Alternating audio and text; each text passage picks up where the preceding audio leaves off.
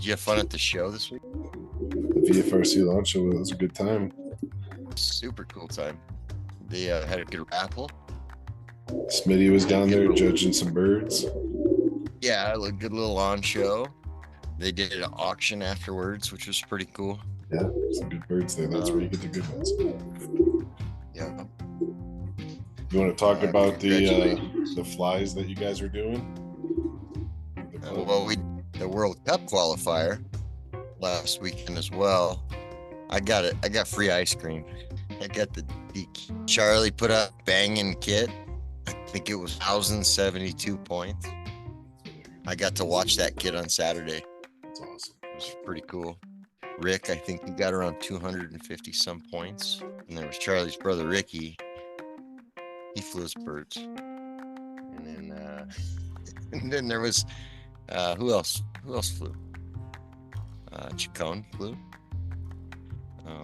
Quite a few guys. It was pretty cool. But Charlie's going to be the qualifier. Looks like perhaps Charlie and Rick. I'm not sure how that went. I think it's maybe Charlie with 2 kids. Way to go, Charlie. But congratulations. A lot of tough flyers out there. It's not easy. It's no easy game, I'll tell you that. I'm just getting a taste of it. And it's going to take a lot of work to beat these fellas. Yep. You got some good birds out there, good kids, lots of training going into it to get those numbers. Oh, yeah. No, it's that anybody that's flying against him, they, well, good luck to you guys. Because Charlie's got some birds over there. What else did we learn this weekend? I turned a feral pigeon loose that somehow stuck in my loft months ago. I've turned him loose twice, 2 different places. Now he identifies as a homing pigeon. Come back.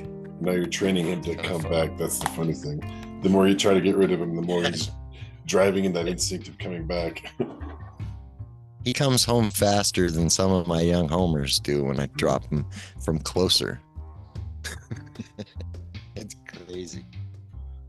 Well, some of these ferals that you see on the street, they're probably coming from lines of people's race birds who, didn't get home but are still race birds. Yeah, I don't know what these are. These are weird looking. They don't look like a roller. Well, they do look like a roller, but with a really long tail. Huh. I don't know what they are. They don't fly high. Just flies around most of the time, but you can fly back a couple of miles pretty quick. Well, you got any babies over there? Yeah, I got my white homers are breeding really good. I had a set of parlor roller eggs that I should have candled earlier on in the game when the day came for them to hatch. It didn't happen, so the next day I candled them, and sure enough, it was just fluid in there.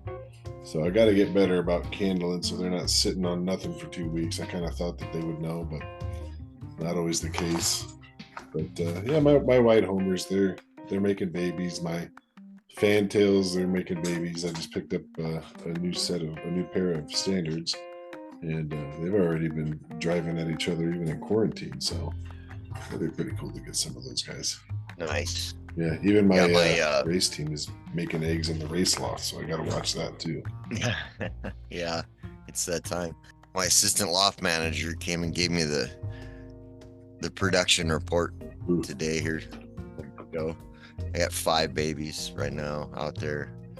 It's not including the stuff that's already banded. That's just new ones. So that's cool. Let them do their thing. That's what I was just going to say. I like this about the season because it's a lot of the other stuff that we do for training the pigeons, whether it's, your roller kit or your racing kit. This is one of the things that we want them to do that they do pretty much all on their own. Make more of themselves. Like I said, even my race team, even though they're getting turned out and flying, one of them is, hiding behind a 2x6 in there, and the other one's got eggs on the floor. So it's like, okay, I saw the pair that made the one set of eggs. I'm actually kind of excited to see what comes out of that. It wasn't planned or nothing, but I think it'd be pretty good looking colors on that bird. It's a red chick and it's a black with white flights. So the black with white flights is the cockbird. Yeah. Have you got any Fosters going yet? Yeah. So I got some racing homers I'm using as Fosters in the breeder loft, and they're just sitting on the white eggs for the white homers. I guess all eggs are white, but Okay. The episode tonight, we're going to be talking with Bonnie Lewis. We're going to be talking Pomeranian Pouters. This was requested by a listener, Maya Vakovic, out of Western Canada.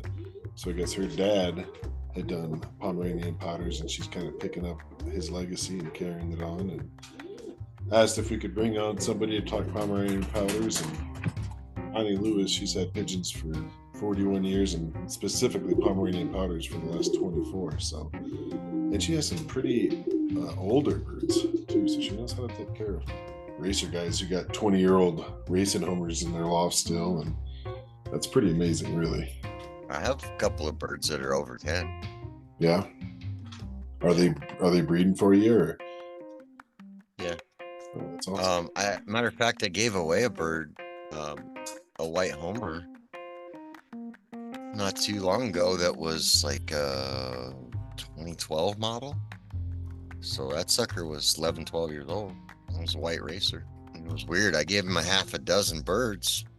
All of them was young, but that one, and they're hard to tell apart when they're young.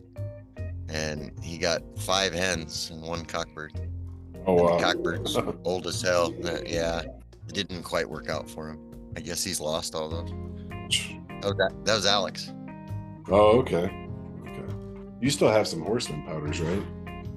I have 2 pair. They need a home. Anybody in the greater Phoenix area looking to raise horseman powders? They're cool birds. Come see me. They're cool. I'm flying 2 of them, and I'm almost 92.35% sure that the young one is a hen. So I got a pair outside flying, and I got a pair inside that are breeding. Yeah. What are some of the powder and cropper breeds that you've had? Well, let's see. I had I've still got Warburgs. Yeah, that's right. Warburgs, Brunners, and these guys, the Horsemans. So that's the only 3 breeds I've had, I think. And I'm slowly working my way away from those 2. Got some classic old frills left. Super cool breed. I'll recommend those to anybody. Which, by the way, one of the questions in the chat, what type of pigeon would you start out with? Knowing what you know now, what would you start out with? Not free pigeons, you bonehead. I mean, regardless of breed, man, you know me, free pigeons, geez, all day. But realistically, I mean, even the idea of a homer to me seems kind of like in the same aspect of free, because most of them are free that are homers, I guess, and you see a lot of them. But I mean, I don't know. I mean, it had to be something you liked, because you're gonna get frustrated sometimes, and if it's something you like, then you'll stick with it, I guess. But let me give you an example. I started with classic frills. Great breed, in my opinion. Might be a little difficult to breed. I think it depends on what you want to do with them. Hi, Bonnie. Hello. So thanks for coming on. I know it's like 10 o'clock your time and a little bit later on the East Coast, but we appreciate you coming on with us. Oh, not a problem. I'd stay up actually and watch TV anyways. We appreciate that. We always need listeners. That's right. So we got here with us Bonnie Lewis. She's had pigeons for over 41 years, had Pomeranian Pouters specifically for 24 years, taking care of 8 different lofts, I think it was, and she's judged a lot of local shows. So Bonnie, you're taking care of 8 different lofts right now? Yeah, I have 8 lofts. The largest loft is 42 foot by 12 foot by 16 foot, and then there's 7 other lofts besides that. How many birds do you have roughly right now? Approximately 450. How many different breeds are in that mix? Oh my gosh. Probably a good 20 or more. You've been raising pigeons since 1983, huh? Yeah, I got my first pair of pigeons in 1983, and as they say, you start off with 1 pair, and then it turns into a whole other type of insanity, and that's what it did. We were just talking about that, the first kind of birds to get you started. What kind of birds did you have as your starter pair?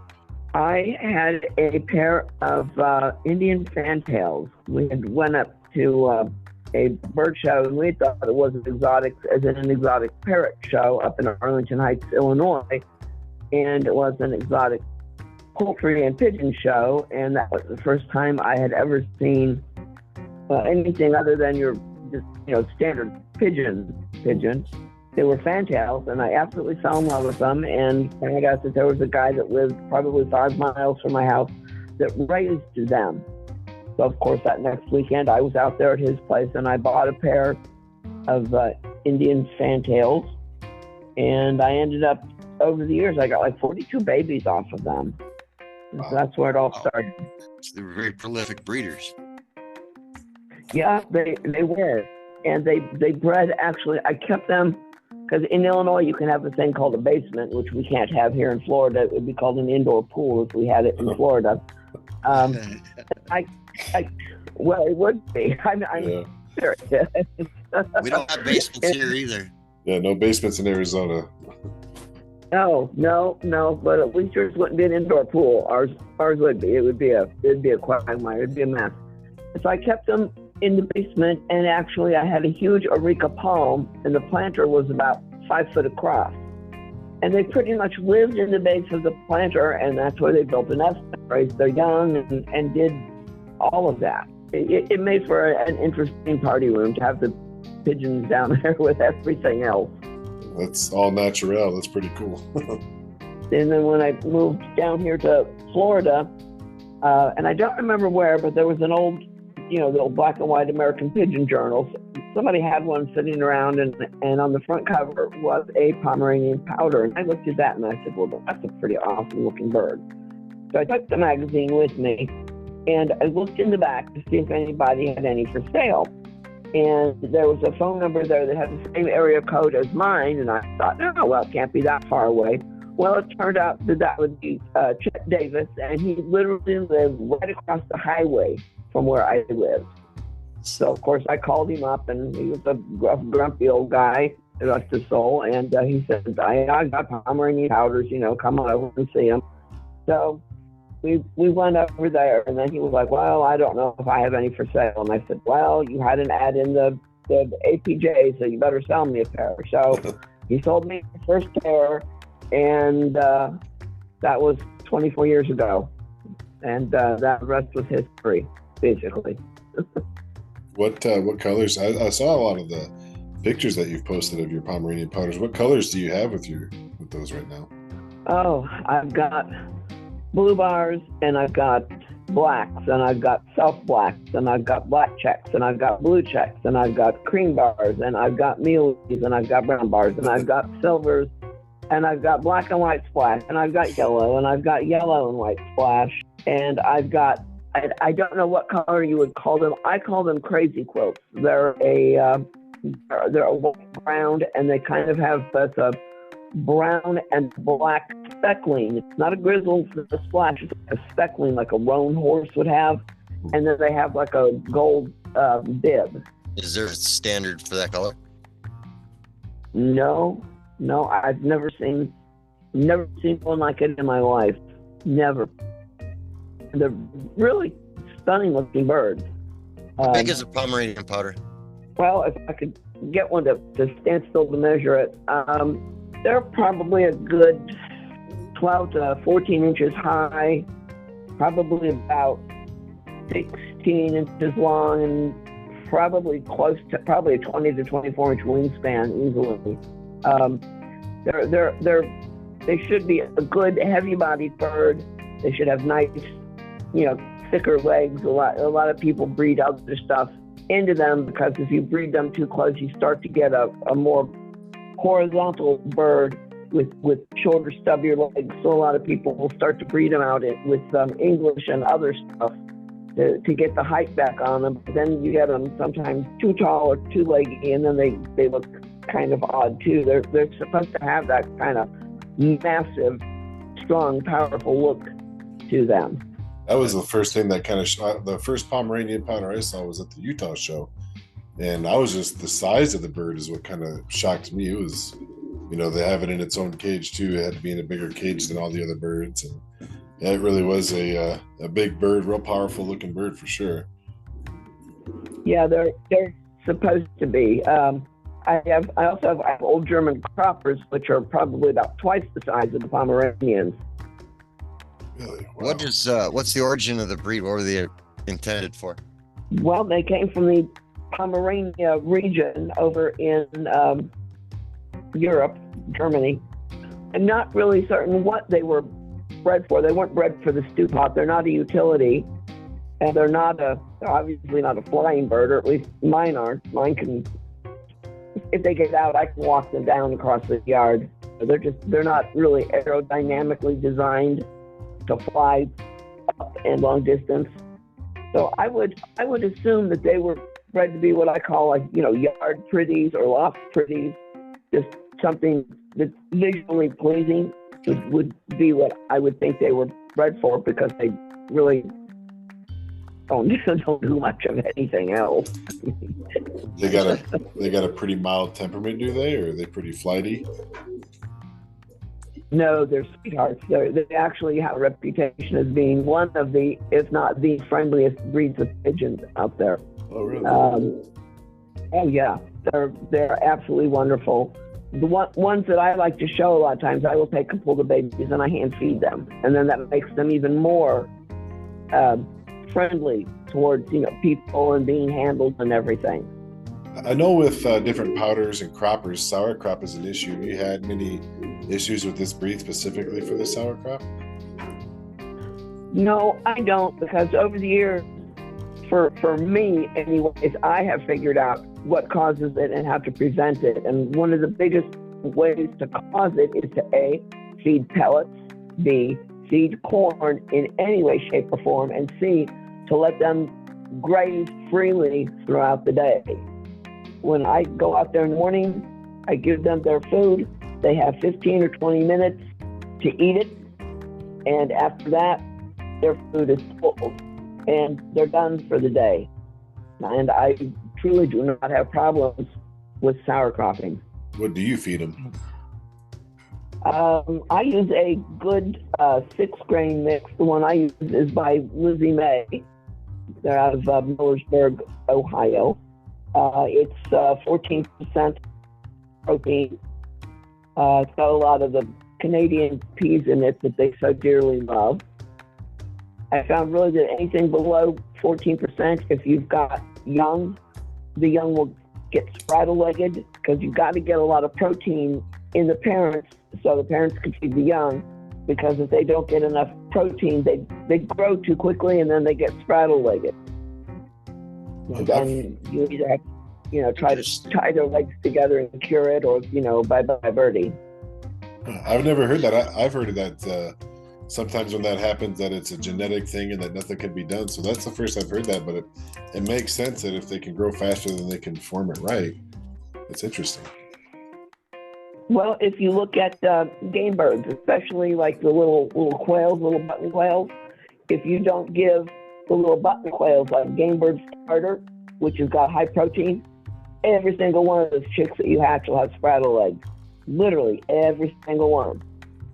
But if you use game bird starter, which is higher in protein, they grow quicker and they don't get spraddle-legged. So, I mean, it just kind of makes sense that has something to do with it, because I used to feed the 11% protein and I would have problems with spraddle-leg. At first I thought, oh, the parents are sitting too hard, or there's issues somewhere. And then I got to thinking about the game bird and the game bird chow, and I thought, wonder if there's something to that. So I just bumped up the protein level and have not had an issue with it since.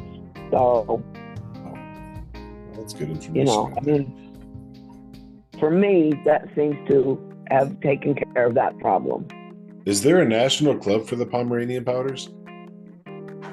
There's actually two. There's the national. There's National Powder and Cropper, and then there's Central Powder and Cropper Club, and that's all powders and coppers fall under that. I mean, there's individuals. There's like the Pygmy Powder Club, and there's the Bruner Powder Club, and there's some other powder clubs. But there's the two main ones are the National Powder and Central Powder. One thing that we didn't mention when describing these birds is their feet. Oh, they have the most incredible feet. They really do. They get. I've got birds out there that've got 10-inch long feathers on their muffs. Wow. Yeah, you got to band them real early. You're not going to get a band on them. What kind of perches do you use with them feathered feet? Well, what I have in my loft, and I had my big loft specifically built for Pomeranian Pouters. I've got 18-inch by 18-inch nest holes rather than your standard 12 by 12 because the bowl has to fit, mom and dad has to fit, the babies have to fit in there somewhere out of the bowl when mom and dad go and start sitting on eggs again. So when I had that built across the front of each one, I have a rail that's made out of like 1x2s, and they can very happily perch just like a parrot on a 1x2. And then I also have across the front of my loft, the entire 42 foot, I've got a 2-inch by 6-inch board that I use to sit on because I will spend literally hours out there sitting and watching and looking for potential problems and seeing if someone isn't acting right. And the birds love to stand on it, and they walk back and forth on it. Mostly though, they are either on the floor or they're up in their nest bowls and pigeon things. And with this breed specifically, what are some of the tips that you can give beginners for conditioning a Pomeranian, getting it ready for a show? The main things, as with anything, is feed it good, clean food. Make certain it has clean water. Keep it sprayed for bugs so you don't get holes in the feathers, so you don't get mites that suck the blood out of it. That's really probably about it. It's all basically, it's good husbandry. I put about a tablespoon of bleach in each gallon of water. So that way, if they do crap in the water is still technically bacteriologically clean. Even if it doesn't look real good, it's still clean. And they do take baths in it, and so it does keep the white muffs nice and clean, keeps their feathers nice and white and shiny. The Pomeranian Pouters are one of those birds that you just can't go out there and throw grain at them and say, bye-bye, see you tomorrow. I probably spend 4 or 5 hours a day, every single day, out there in those lofts, between feeding and watering. I scrape out the nest boxes every single day. I wouldn't want to stand in my own crap. I don't want them to stand in their own crap. I check their feet all the time to make certain they don't have, crap balls stuck on their toes so they don't get bumblefoot. Yep. I check their feet because their nails will overgrow and then their toes turn sideways and then they limp. So you got to kind of watch that because you can't see it because it's all under the feathers. Yeah. I check to make certain that the band hasn't slipped up over the hock because it's easy to not notice because they're so heavily feathered. You don't want that to happen because then all of a sudden one day your best bird foot drops off. Now, is that happening because you're using an oversized band? No, if you have to band them when they're really young because you're not going to get that band on. But if you're like me and you have a tendency to wait a day or two, it becomes an issue to get the band on, and then it can slip up. A toe can come out. Okay. It's a pigeon, all kinds of weird things can befall them because you're not out there with them 24 hours a day. It's not like a dog sitting there at your feet where you can watch it 24 hours a day. Sure. So that's why when I go out there and after I get done feeding and watering and cleaning everybody, I sit on the bench and I just watch the birds and I make certain that nobody's looking droopy, that everybody goes running for their food, that everybody's taking care of the babies, nobody's limping or holding a foot funny or anything. And I just watch. The trick is if there's something going on with the bird, or if you have to get a feeling about the bird, if you've ever looked at a bird and the bird looks okay, it's acting okay, but you're just kind of like, yeah, I don't know. I got a feeling something's not right with the bird. Yeah, immediately address it. By the time a bird, any bird, starts to look sick, it's like really sick and probably circling drain and may not make it. Because we all know birds hide illnesses because a sick bird in the wild is a dead bird. Now, do you medicate or do any preventatives or vaccinate? No, I don't. In my opinion, and I've got a degree in pharmacology, in my opinion, it's like if it's not broke, don't fix it. So if it's not sick, I'm not going to medicate it. I've been to people's lofts and they've always got the yellow water going on and this, that, and the other. And all you're doing is you are eradicating the bird's immune system. There's no need to medicate a bird that is not sick. If they have a good, strong natural immune system, then you don't need to do that. If I notice that somebody is not doing well, they're immediately pulled, try to ascertain what the problem is, medicate accordingly, and the bird goes in quarantine. So that's what I do. I don't medicate everybody just because one bird is not looking right. Except when it comes to worms, because then it's just like, well, there's worms with one bird. Well, everybody's got them, so then everybody gets medicated. But I mean, if somebody's got a cough or a one-eye cold or something like that, no, you treat the bird that's sick and you isolate it. If not, you just set yourself up for problems. Just like with humans, you don't just be like, oh, I think I'm just going to take some antibiotics, because then you get antibiotic-resistant bacteria and stuff, and then that's no good. So I also saw that you had some birds that were a little bit older. What are some of the older birds that you have in there? How old are they? I have and it's got to be a record. I have a 2008 Norwich cropper, believe it or not, and he's still he picks up feathers and he prances around and he presents them to females. I mean, it doesn't do him any good. It's like having a Rottweiler with no teeth, but he tries. And then I've got some hens and some cockbirds that are 2012s that I breed out of. Really, still breeding? That's amazing. Yeah. Yeah. Yeah. Once again, it's all it's husbandry. You get out of them what you put into them. Yeah.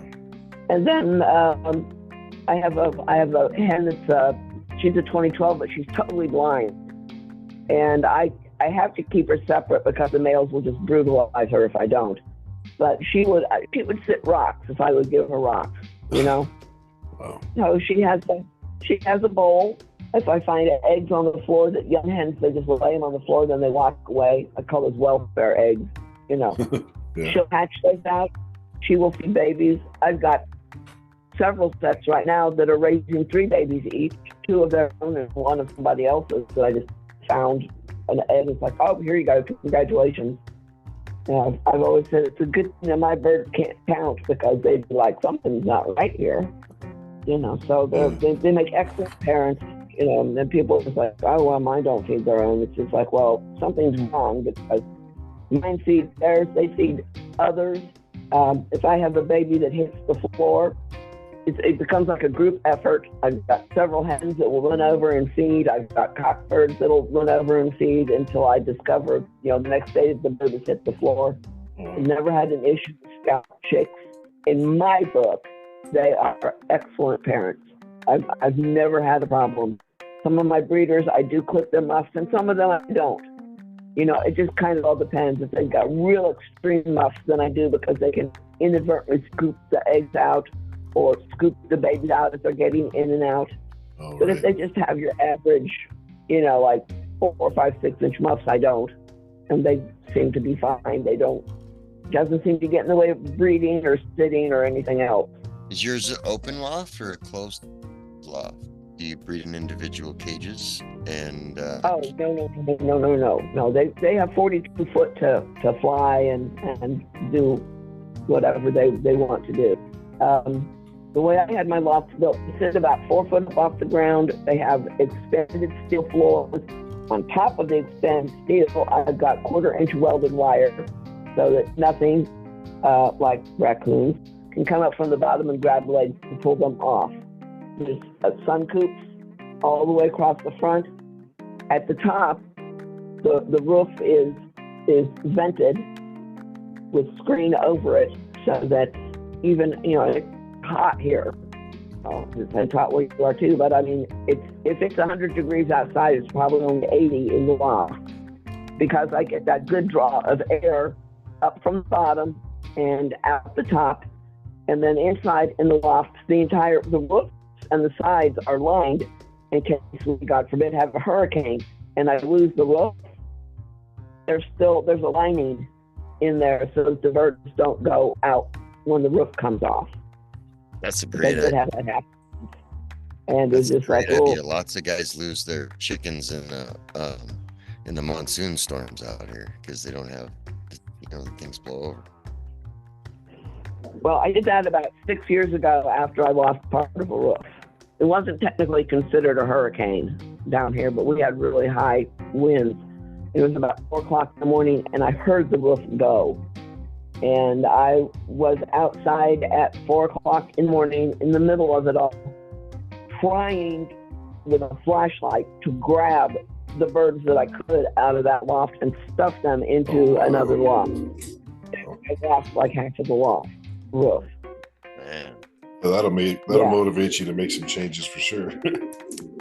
Well, yeah, it did. I mean, thankfully I didn't lose any of the palms. The palms were smart enough to be just like, no, I think we'll just stay right here. But my lucernes, they were just like poof, gone. And I don't know if they got blown out to sea or what happened. But I mean, everybody knows around here I raised them and what I raised.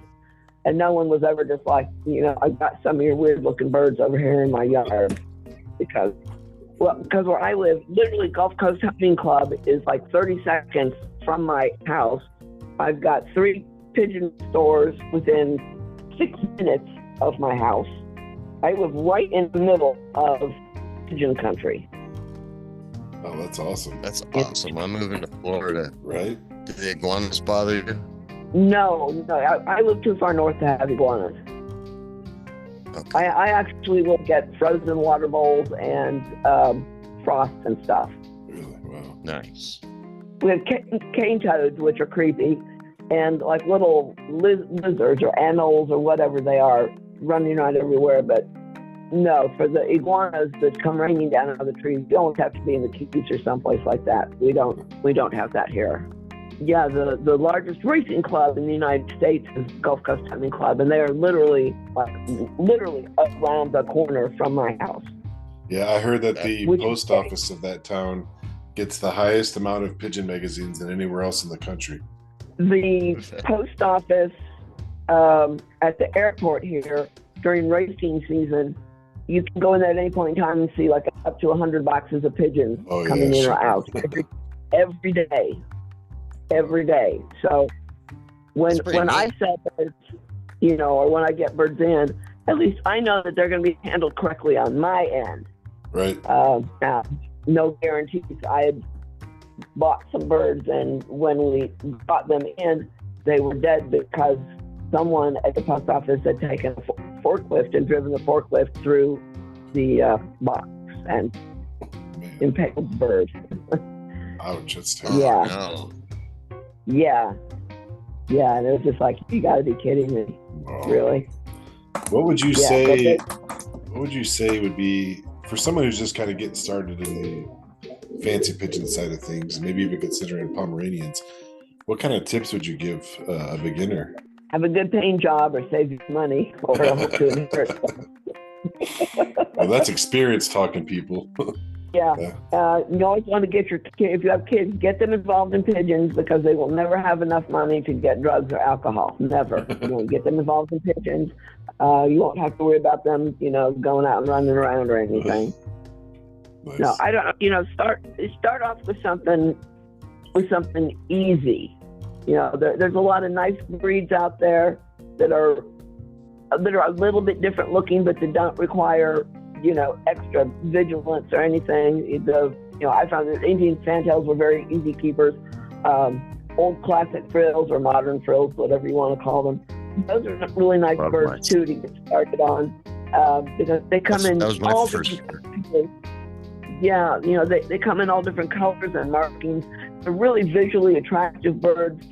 They don't have a short beak, so you don't have to hand feed them or have fosters or anything like that. They're healthy. They seem to be disease resistant. They have a nice personality. Either one of those would be a good breed that looks a little bit different than your standard pigeon look.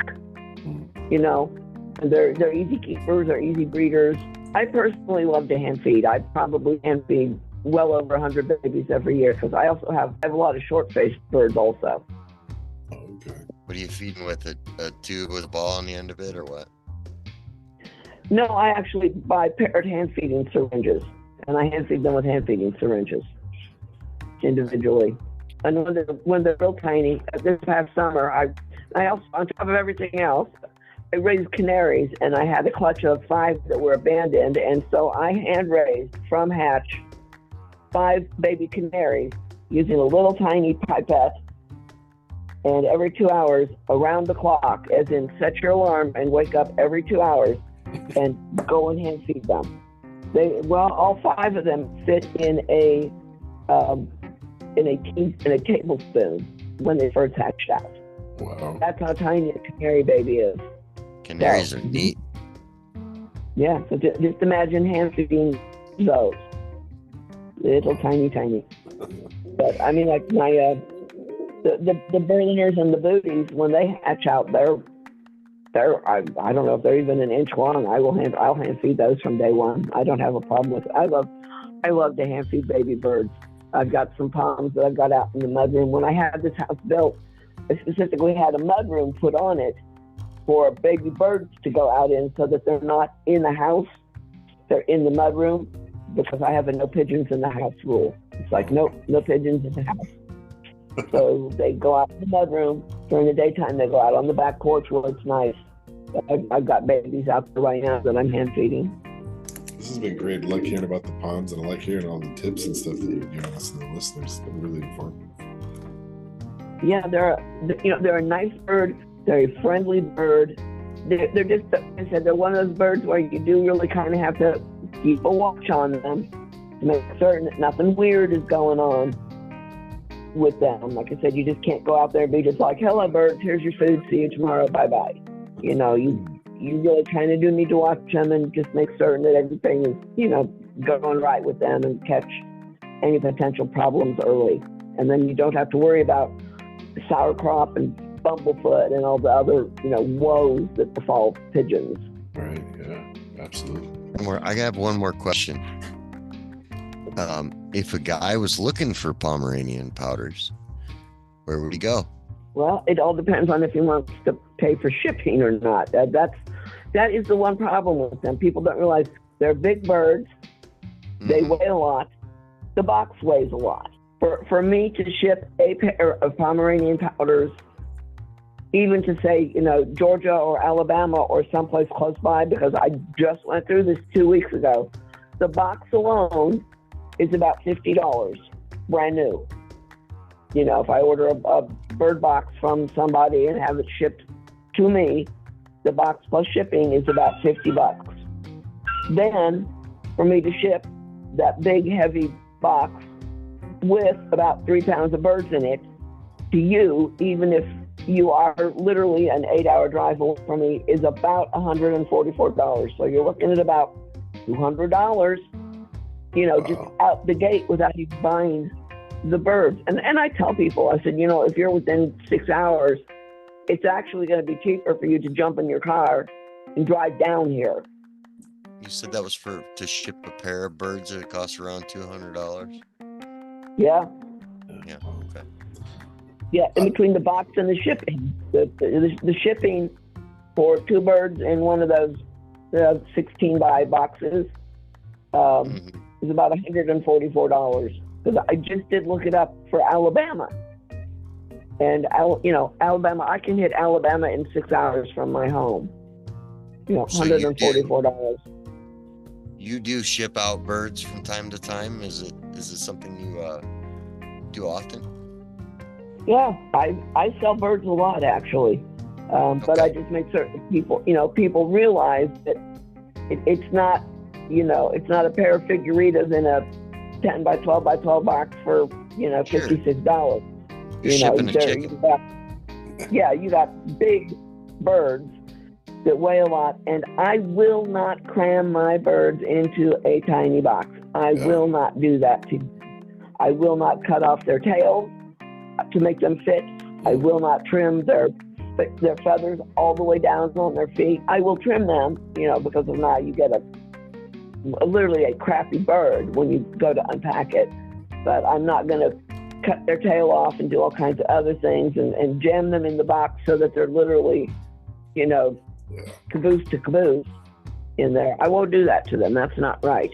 If you want my birds, then you're going to have them shipped humanely. But yeah, I'll tell you, if you're within driving distance, it'd be kind of fun to come down there and just check out Pigeon City, USA anyway. Yeah, that's what I tell people. I get a lot of people that are somewhat nearby. I had a guy who lived up by Gainesville, and I said, you're like 3.5 hours away. I said, take a day off. I said, I'm retired. I've been retired for 13 years. I said, I can be up and home at any point in time you need me to be. I said, why don't you just take a day and drive down here, and then you can actually see what I have. I said, then you're going to save yourself a lot of money, and you're not going to, leave your birds to the careful ministrations of the post office, shall we say. Right, there you go. Yep. And I really like the breed. I like to see more of them at some of the shows. It's kind of the bigger shows that you see them at, but it'd be kind of neat to start seeing them more locally even. Well, up until last year, whenever I would go to the Lancaster show, there was never any Pomeranians, as in like none, no Pomeranians at all. And then last year, being January of 2023, I think somebody brought one. And then I think this year there was a couple. But up until the 2023, whenever I had went there was never even one Pomeranian there, because they're a bigger bird. You can't put them in a standard carrier. I have custom-made carriers for my Pomeranians because they won't fit correctly into a standard carrier. So I have custom-made carriers for them. When I pack up and go to a show, they go in their custom carriers so that they can stand up straight, they can move around. I don't want to get there and have to take the birds into the bathroom and wash them. They arrive nice and clean and shiny the way they were when I packed them. That's why miniature poultry is such a big deal at the poultry shows, because they're easy to. Oh yeah. Easy to keep. Yep. Yeah. Yeah, I've got little figuritas out here. It's great. I can cram 20 of them in a small box, and they're fine, and they show up nice and clean and shiny because they've got they're clean-legged and everything. And then I've got these great big huge carriers that I can put like one German cropper and 4 poms in, and that's about it. And the carrier's like 5 times the size of what I have like the Berliners or the Booties or the Zitterhalls in. Cool. So it's just when you decide to raise the bigger birds, you just have to take into consideration that no, it's not a homing pigeon. It's 3 or 4 times the size of a homing pigeon, therefore plan accordingly. Don't complain about how much money you spend on food for them. Bigger birds gonna eat more. Yeah, definitely. Awesome. Well, thank you, buddy. Really appreciate your time and all the information that you've been sharing with us. Yeah, you're more than welcome. Okay, thank you.